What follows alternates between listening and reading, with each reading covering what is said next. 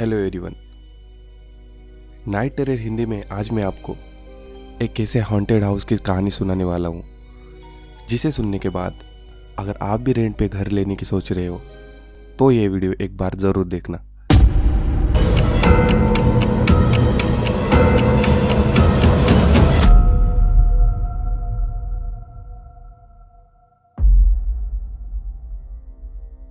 आज की कहानी एनी नाम की एक लड़की की है, तो चलो शुरू करते हैं। मेरा नाम एनी है और मैं अपनी फैमिली के साथ रहती हूँ। मेरी फैमिली में मेरी अम्मी और मेरे अब्बू रहते हैं। हमें एक घर रेंट पर चाहिए था। अब्बू के बहुत ढूंढने के बावजूद उन्हें कोई घर रेंट पर नहीं मिल पा रहा था। बहुत ढूंढने के बाद हमें एक घर किराए पे मिला।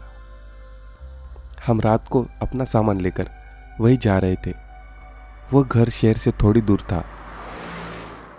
वहाँ हम पहुँच चुके थे। मैंने कार से उतर कर देखा। वो घर थोड़ा पुराना था। वहाँ आसपास काफ़ी पेड़ थे और वहाँ कुछ ही घर थे। मेरी नज़र उस घर पर गई जो हमारे घर के बराबर में ही था। मैंने अम्मी से कहा, अम्मी वो घर किसका होगा? अम्मी बोली, पता नहीं, देखने पर तो ऐसा लग रहा है यहाँ पर कोई नहीं रहता। मैंने कहा, अम्मी ये जगह आपको अजीब नहीं लग रही? आपको भी यही घर लेना था और देखो ना, ये घर तो बहुत अजीब लग रहा है। अम्मी ने कहा, ओ कम ऑन एनी, हमें इस घर में थोड़ी रहना है, हमें तो उस घर में रहना है, तो फिर क्या दिक्कत है? पता नहीं क्यों मुझे ये घर बहुत अजीब लग रहा था। मेरी नज़र बार बार उस घर के ऊपर वाली विंडो पर ही जा रही थी। मैं अंदर आ गई और अम्मी अब्बू के साथ सामान सेटल करवाने में मदद करने लगी। रात के 11 बज चुके थे। अम्मी अब्बू का रूम नीचे और मेरा रूम ऊपर था। मेरी रूम की विंडो से वो रूम साफ साफ दिखाई दे रही थी। मुझे डर लगने लगा था। वैसे तो मैं डरने वाली लड़की नहीं थी, लेकिन मुझे थोड़ा थोड़ा डर लगने लगा था। मैं उठी और नीचे गई। अम्मी का रूम नॉक करते ही बोली, अम्मी अम्मी उठो, अम्मी दरवाज़ा खोलो। अम्मी ने दरवाज़ा खोला और बोली, उफ क्या हुआ है, नहीं तुम अभी तक सोए नहीं? मैंने कहा, अम्मी मुझे मेरा रूम अच्छा नहीं लग रहा है। मेरे रूम से उस खाली घर का रूम दिखाई दे रहा है। मुझे कोई दूसरा रूम दे दे। अम्मी ने कहा, एनी तुम मुझे अब गुस्सा दिला रही हो।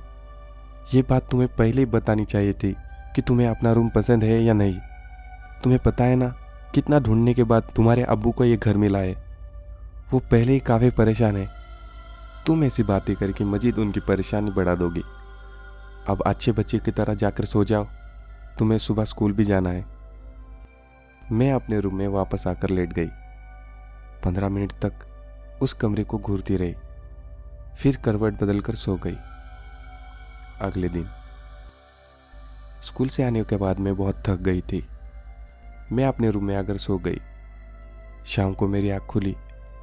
मैं ऐसे ही लेटकर उस कमरे की विंडो की ओर देखती रही। फिर अचानक से उस रूम की लाइट जलनी और बुझनी शुरू हो गई। मैं एकदम उठकर खड़ी हो गई। मैंने अपनी रूम की विंडो के पास जाकर उस रूम को गौर से देखा, तो मैंने वहां पर अपने आप को देखा।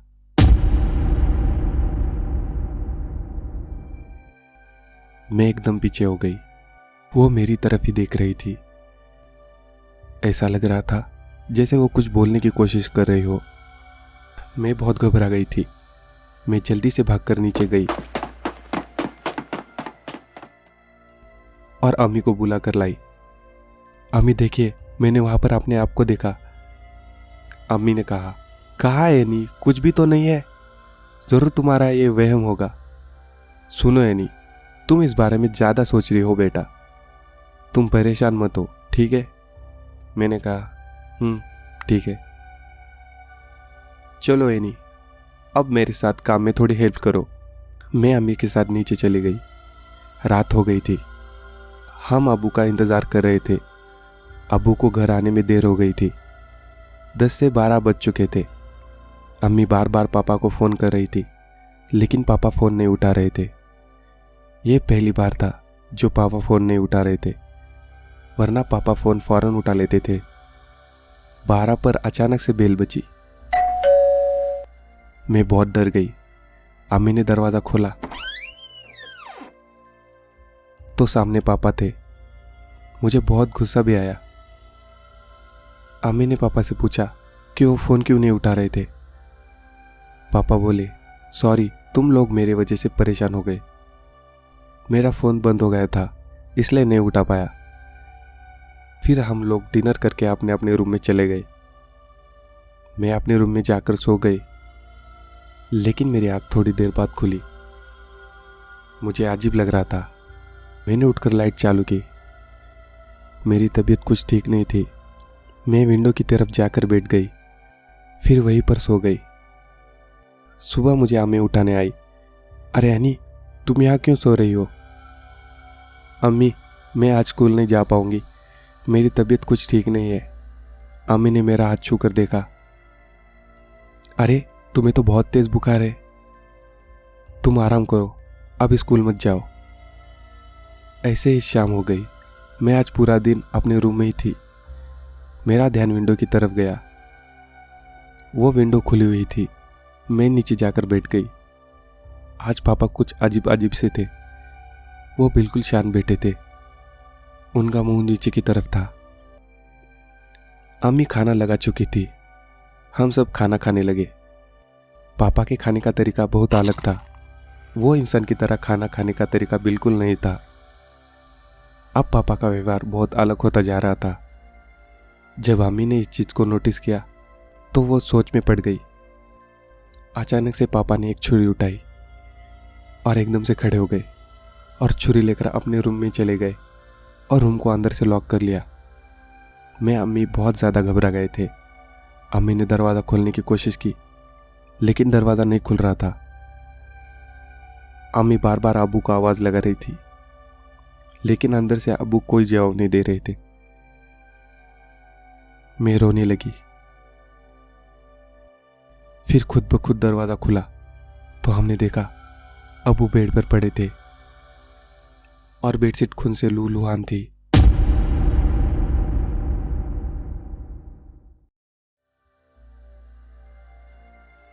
मेरी चीख निकल गई। अम्मी ने जल्दी से मुझे अपने सीने से लगाकर दूसरी तरफ मुंह कर लिया। मेरे आंसू लगातार बहे जा रहे थे। इस उम्र में तुम्हारे सामने ये सब होना कोई नॉर्मल बात नहीं है, और मैं तो सिर्फ 14 साल की थी। सुबह 6:30 पर हमारा घर रिश्तेदारों से भरा हुआ था। मेरे अब्बू दफन हो चुके थे। मेरी अम्मी एक कोने में बैठी थी। उन्हें बहुत बड़ा सदमा लगा था। मैं अपनी नानी के पास बैठकर रो रही थी। शाम के समय सब रिश्तेदार अपने अपने घर जा चुके थे। अम्मी की रो रो कर हालत खराब हो चुकी थी, इसलिए उन्हें दवाई दी जा रही थी। मैं, नानी और अम्मी ही बचे थे घर पर।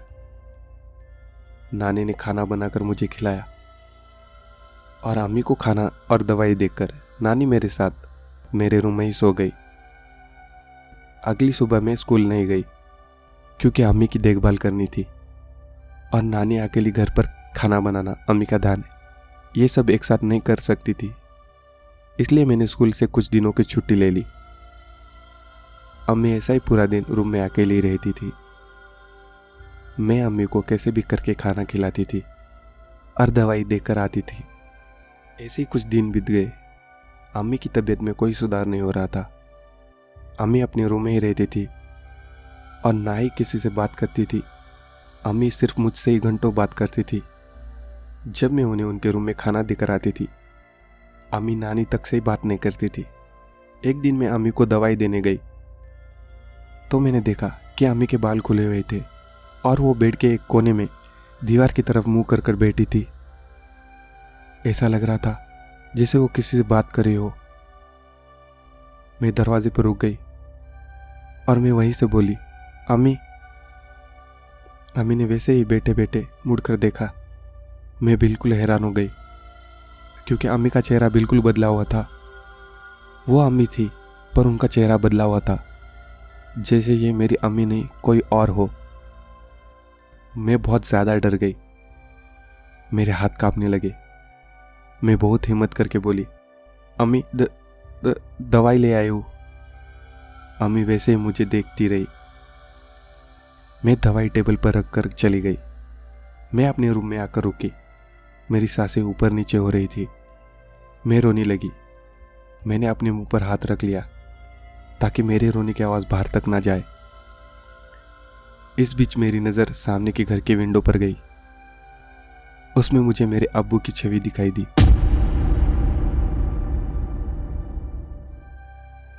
फिर ना जाने क्यों अचानक से मेरा डर खत्म हो गया। मैं बहुत हिम्मत करके खड़ी हुई। इतने में वो छवि गायब हो चुकी थी। अब मैं इतना समझ चुकी थी, ये सब जो भी हो रहा है उस घर की वजह से ही हो रहा है। मैं अब किसी भी तरह से इस घर से निकलना चाहती थी। मैं जब अगले दिन नीचे गई तो नानी ने मुझसे कहा, अम्मी बुला रही है। मैंने कल जो भी देखा था वो किसी को नहीं बताया। मैं बहुत हिम्मत करके अंदर गई। मैंने देखा अम्मी बिल्कुल ठीक है और वो बेड पर बैठी थी। जब अम्मी ने मुझे देखा तो डोर लॉक करने का इशारा किया। इससे मैं डर गई। मेरा मन कर रहा था मैं यहाँ से भाग जाऊं, लेकिन मैं यहाँ से कहीं भी नहीं जा सकती थी। मैंने कांपते हाथों से डोर लॉक किया। अम्मी ने मुझे अपने पास बैठने का इशारा किया। मैं अपने लड़खड़ाते पैरों से अम्मी के पास जाकर बैठी। अम्मी ने मुझे देखते हुए कहा, मुझे तुम्हारी ये बात बहुत अच्छी लगी कि तुमने कल वाली बात को किसी को नहीं बताया। अगर तुम ये बात किसी और को भी बता देती तो मैं तुम्हें मार देती।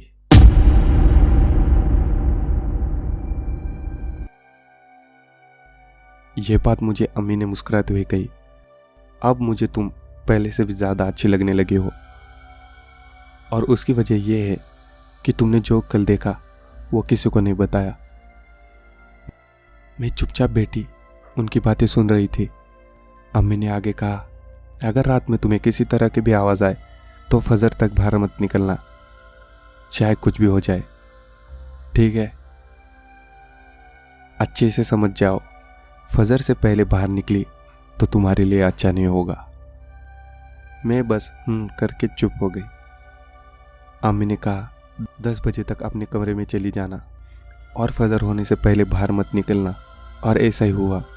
10 बजे मैं अपने रूम में चली गई। मैं इनके इरादे समझ चुकी थी कि वो नानी को नुकसान पहुंचाने वाली है, लेकिन मैं कुछ भी नहीं कर सकती थी। अगर मैं कुछ करने की कोशिश करती हूँ तो वो मुझे भी नहीं छोड़ेगी। मैं अपने रूम में आकर सो गई। मेरी आंखें नीचे से आते हुए आवाज़ों से खुली। नीचे से चिल्लाने की आवाज़ आ रही थी। मैं फौरन खड़ी हुई और जैसे ही मैं दरवाज़ा खोलने वाली थी मुझे अम्मी की कई बातें याद आई। मैं वहीं रुक गई। मैं बहुत ज़्यादा डर गई। मैं चाहकर भी दरवाज़ा नहीं खोल पा रही थी, जिसे मेरी नानी की चिल्लाने की आवाज़ आ रही थी, जैसे उन्हें कोई बुरी तरह से मार रहा हो। मैं वही दरवाजे के सहारे बैठकर रोने लगी। अब बस मैं ये आवाज़ें और नहीं सुन सकती थी। मैंने अपने कानों पर हाथ रख लिया। मैं इन सब से बहुत कमज़ोर हो चुकी थी। अब मैं किसी भी तरह इन सब से आज़ाद होना चाहती थी। थोड़ी देर बाद वो आवाज़ आनी बंद हो गई। सुबह के 6:30 बजे थे। मेरी हिम्मत नहीं हो रही थी मैं बाहर जाऊं। मैं वही बेड पर लेट गई। मैं बहुत ज़्यादा डर गई थी। इस वक्त जो मुझ पे बीत रही थी वो सिर्फ मैं ही जानती थी। मुझे डर था कि वो ऊपर ना आ जाए, और ऐसा ही हुआ। वो ऊपर आ रही थी। मैंने उनके कदमों की आवाज़ सुनी।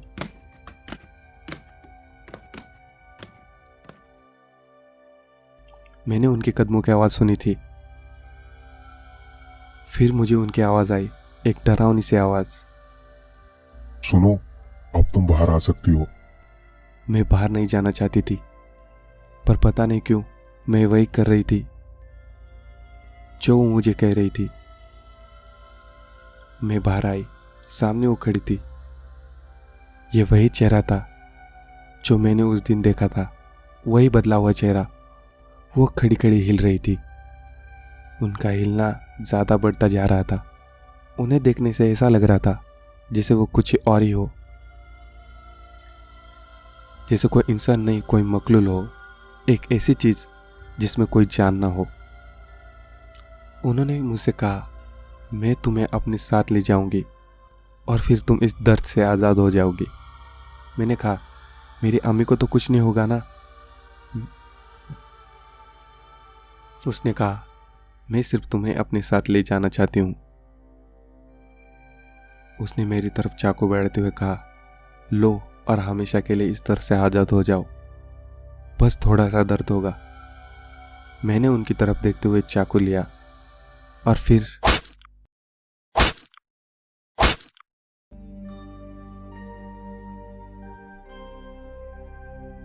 अब मुझे किसी चीज़ का डर नहीं था। मैं, मेरे अब्बू, नानी एक साथ रहते थे, खुशी खुशी। मैं अपनी अम्मी के लिए खुश थी, लेकिन तब मुझे ज़्यादा खुशी होती जब अम्मी भी मेरे साथ होती।